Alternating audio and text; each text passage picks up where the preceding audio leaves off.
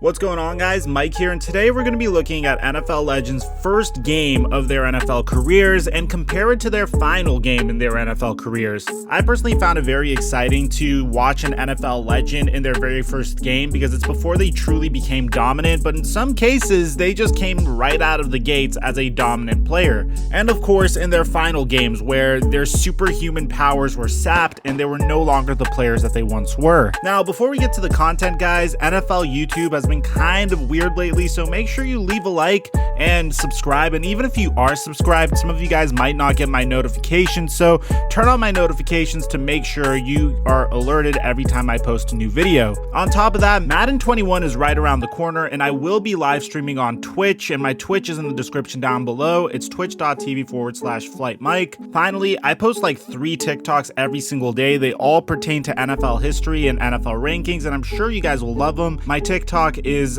in the description down below as well. Now that we got all that out of the way, break!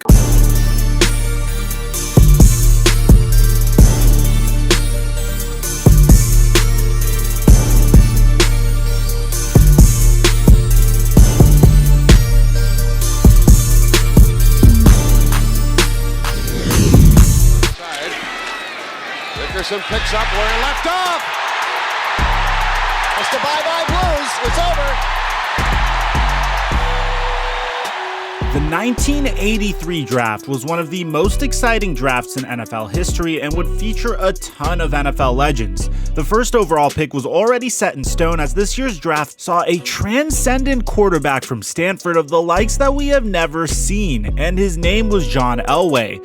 In addition, this draft would see the great Bruce Matthews get drafted to the Titans, that's Clay Matthews' daddy, and would see several Hall of Famers like Jim Kelly, Dan Marino, and Richard Dent enter the league as well. But what isn't talked about as much is the fact that arguably one of the greatest running backs of all time would be selected with the number 2 overall pick by the LA Rams, and his name is Eric Dickerson. To this day, there has not been a greater rushing season than Eric Dickerson's 2,105-yard season in his sophomore year.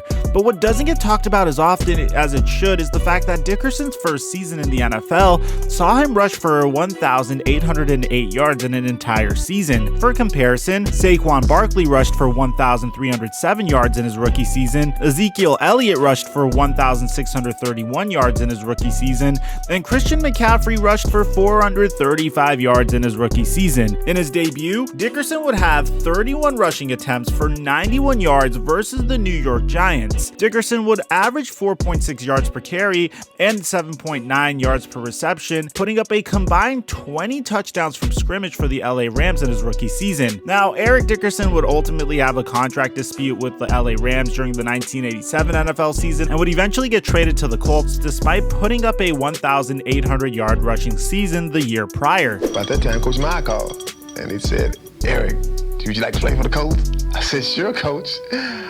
I was very happy. Dickerson would have 2.5 productive years with the Colts before age would ultimately catch up with him. He would get traded to the LA Raiders and eventually the Atlanta Falcons, where he would play in a backup role. And in that final game, he had 2 rushing attempts for -3 yards for the Atlanta Falcons in a loss against the Chicago Bears. Up next, we have Randy Moss. And Randy Moss probably has had one of the most polarizing careers in NFL history. On one hand, he's considered to be a top 3 wide receiver of all time, but on the other hand, he was not ever able to win a Super Bowl. Jerry Rice was once quoted saying that if Randy Moss had his work ethic, then he would be unstoppable. But even without that work ethic, Randy Moss was pretty damn good at football, and we saw that immediately for the Minnesota Vikings. In a year where he would team up with Chris Carter to form one of the league's most terrifying wide receiver duos, Randy Moss would put the league on notice immediately in his rookie debut by recording 4 receptions, 98 yards, and 2 touchdowns in his debut. However, Randy Moss's antics were a huge storyline for his career, and they were a lot for teams to bear, especially the Minnesota Vikings after seeing him mooning the Green Bay Packers in 2005. The result would see him eventually getting traded to the Oakland Raiders, and after 2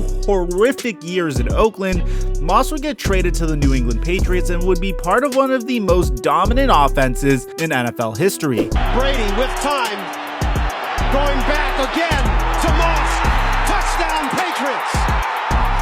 After his stint there, Moss would have an interesting 2010, moving from the Patriots to the Vikings to the Titans, and then retiring in 2011 before unretiring in 2012 to play for the San Francisco 49ers, where he was used fairly sparingly, but he did appear in a Super Bowl for his final game.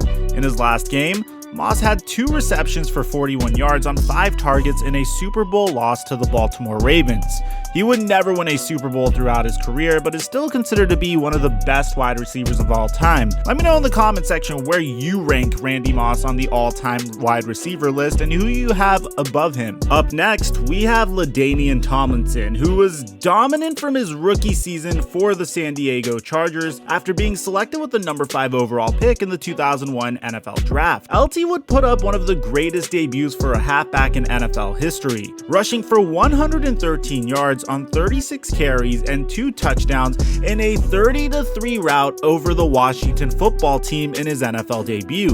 Tomlinson's career narrative would be that of a player who was always close to a Super Bowl but never quite reached it. One of the things that I cannot stand about the Chargers is the way that they treated their greatest rusher of all time, as the Chargers unceremoniously released Tomlinson after the 2010 NFL season. He would later discuss his difficult relationship with the Chargers GM, but also had goals to chase a Super Bowl. And he did so by joining an extremely hyped up New York Jets team, and in his first season, Tomlinson nearly posted a 1,000-yard rushing season for the Jets. But in his final season, he would only record 1 touchdown through 14 games. His final game was against the Miami Dolphins, where he rushed for 56 yards on 11 attempts and had 4 receptions on 7 targets. Speaking of legendary halfbacks, let's discuss Marshall Faulk, because the fascinating thing about Marshall Faulk's career is that off the top of my head, I cannot think of any other running backs that had successful stints with 2 different NFL teams. If I'm wrong, let me know in the comment section down below, but we know from the get-go that Faulk was going to be the real deal, as he would rush for 143 yards on 23 carries with 3 touchdowns in his rookie debut for the Indianapolis Colts. He also had a reception that happened to go for 31 yards in a 45-21 game against the Houston Oilers while he was playing with the Indianapolis Colts.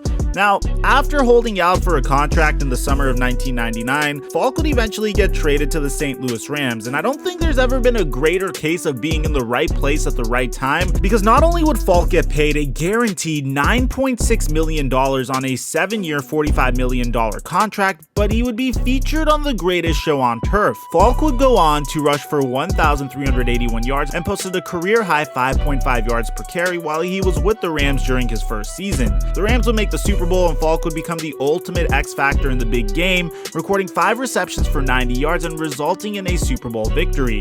He would become a first-team All-Pro during his first 3 years with the St. Louis Rams and would ultimately finish his career in St. Louis. His final game would come in 2005 at a point where he was a feature back as opposed to a workhorse running back. Faulk would rush for 25 yards on 11 attempts against the Dallas Cowboys before calling it a career. Up next, we have Ray Lewis, who is one of my favorite players of all time. Just based off of his career longevity, his work ethic, and his ability to learn from his mistakes.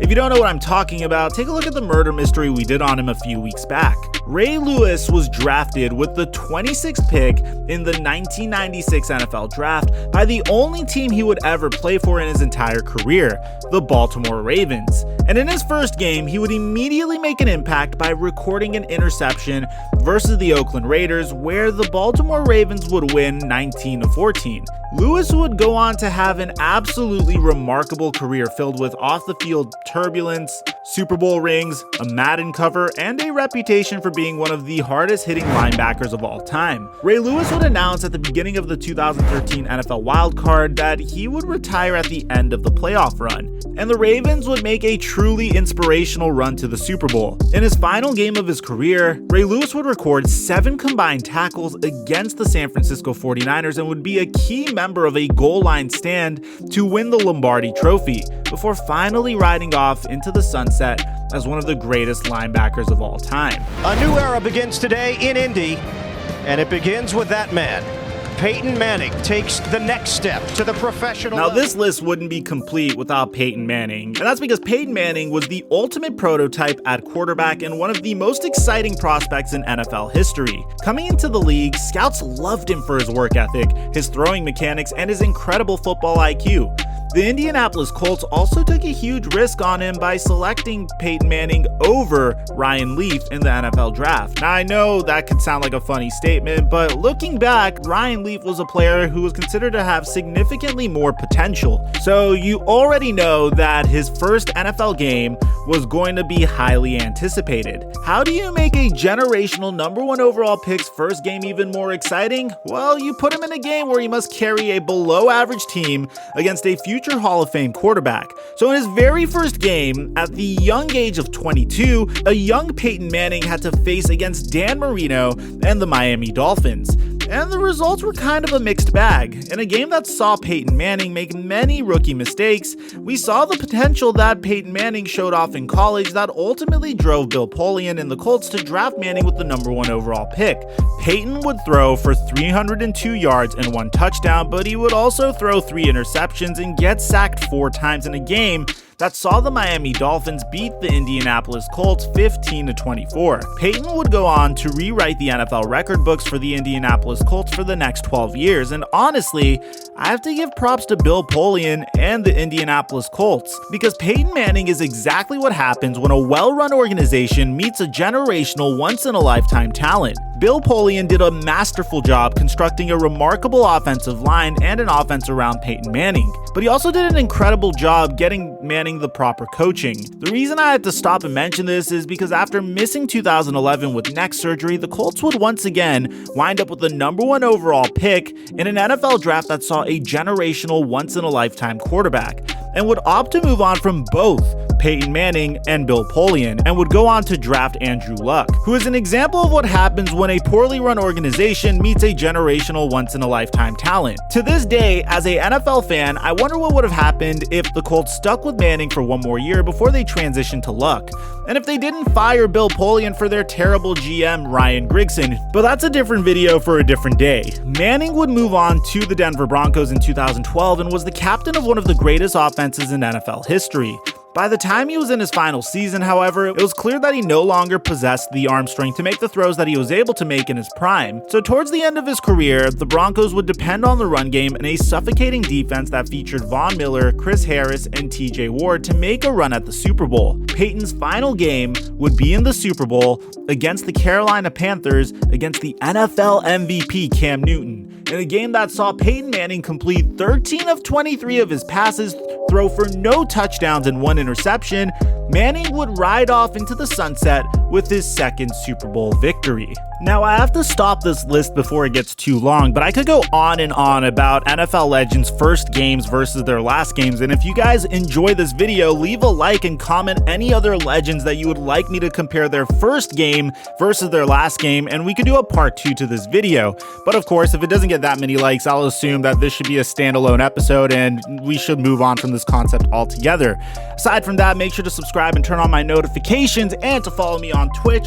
I'm your boy Mikerophone, and I'm dropping the mic. Until next time.